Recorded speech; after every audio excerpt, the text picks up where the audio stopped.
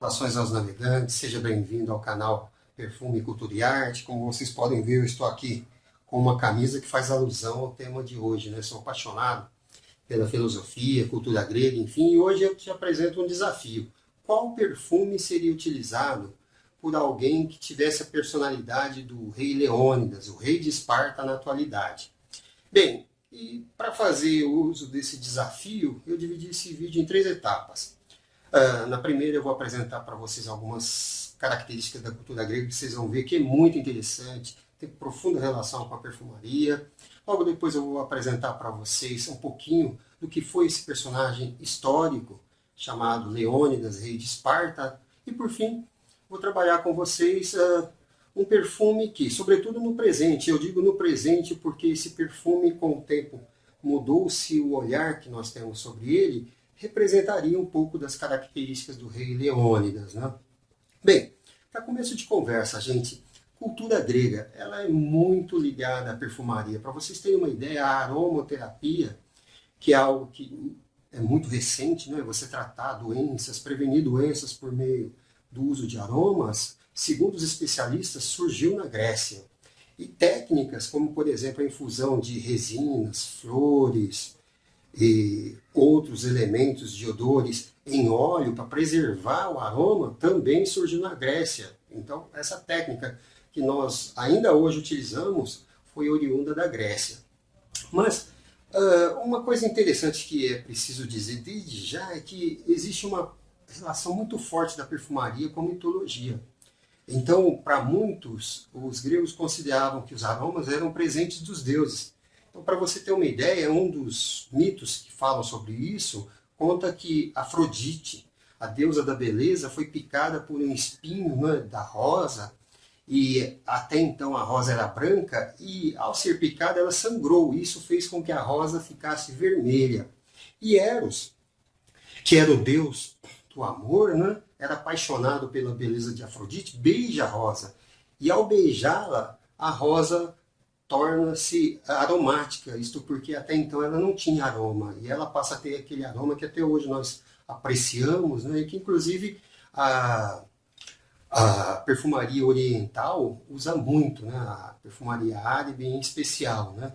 Bem, e o uso disso no cotidiano? Eles usavam nos ginásios após os treinos, eles se bebiam em algumas essências. Eles usavam em rituais fúnebres para afastar os maus espíritos, né? E para vocês terem uma ideia, eles tinham até uma regra de como usar os perfumes.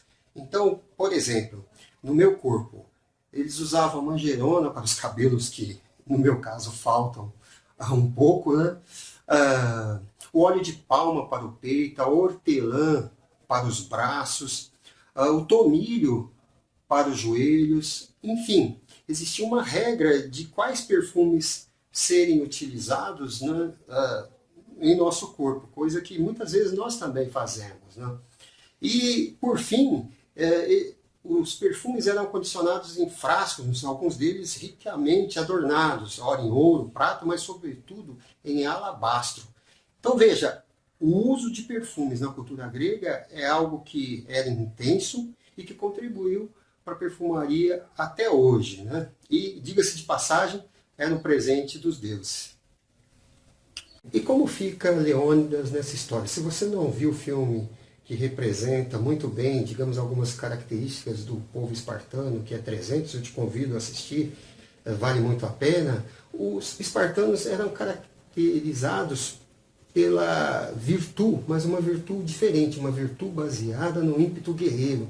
Então, eles cultivavam desde crianças habilidades de guerra. E para eles, era muito mais honrado você morrer em uma batalha do que viver a velhice, enfim, sem ter participado de batalhas e tudo mais. Né? E na história ele ficou conhecido por participar da Guerra das Termópilas, né? Uma guerra onde os persas invadem a Grécia e são liderados pelo rei persa Xerxes. Né? E em uma dessas batalhas, os gregos eles estão prestes a serem cercados, isto porque há um traidor entre eles, que se chamava Efialtes, que dá aos persas a dica de como eles serem cercados pelos flancos. E Leônidas, ao perceber isso, ele pede para os guerreiros das outras cidades e estado irem embora para preparar a defesa, e fica somente ele, os espartanos, e também cerca de 700 tésperos para lutar contra um exército assim, avassalador. E é claro, na medida em que eles são flanqueados, né, devido a essa traição, eles perdem a batalha. Né? Uma passagem memorável, né, dos textos que apontam essa guerra diz que Xerxes pede para os guerreiros espartanos abandonarem as armas, né? E Leônidas diz a eles, pede para dizerem a eles, venha buscar. Então veja, os elementos dos espartanos representados por Leônidas são essencialmente virilidade, força, visceralidade, ou seja, algo vindo do mais fundo de nosso ser, enfim, algo intenso, nada sutil, né? E, como eu disse, eles cultivavam as batalhas, então treinavam desde criança sob o sol escaldante grego. Logo, pense essa dimensão animalesca, advinda de suores, dores, raiva, intensidade. Tudo isso são alguns dos elementos que nós podemos usar para caracterizar esses elementos da personalidade de Leônidas. Então veja, coragem, ousadia, honra, força, visceralidade, raiva, enfim, ou como muitos dizem, sangue nos olhos, era alguns dos elementos que nós podemos pensar juntos, né?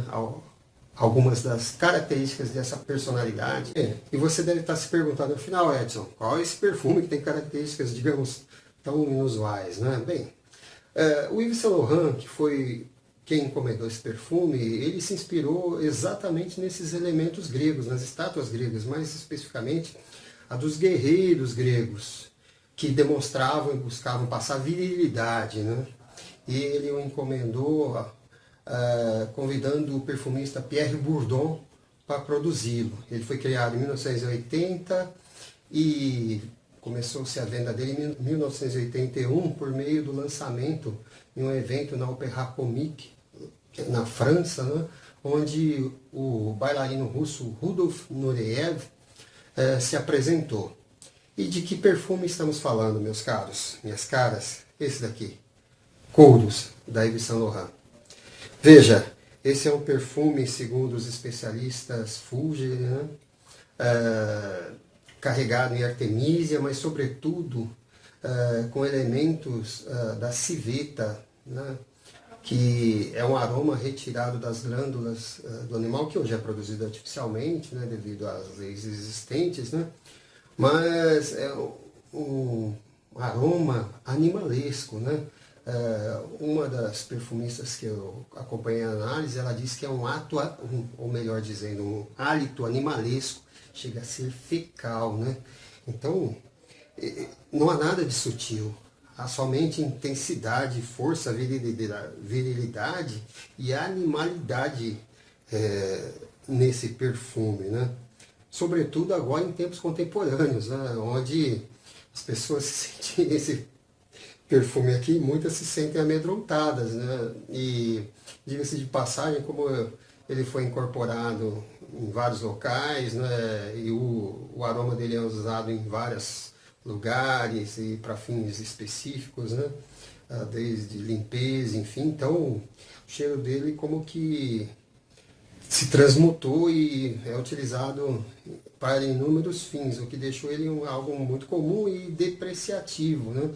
Para vocês terem uma ideia, quando eu passei esse perfume, perguntei para minha filha, ela disse que cheirava banheiro de rodoviária. Veja, ela está acostumada com esses perfumes doces, gourmands da atualidade, né? Mas veja, esse perfume é considerado por muitos um dos 5 melhores perfumes da perfumaria ao longo do tempo, né? E ele é essencialmente isso, virilidade, força, animalidade, enfim. Não há nada de sutil nele. Ele veio para efetivamente manifestar uma personalidade que não está preocupada em agradar ou melhor, olfatos sensíveis, né? Eles estão somente preocupados em mostrar essa força viril, animalesca, intensa, visceral, né? Que temos em nós. Eu acompanho muitos perfumistas na internet, né? E tem um deles chamado Carlos Rubio, eu convido você a conhecer, né?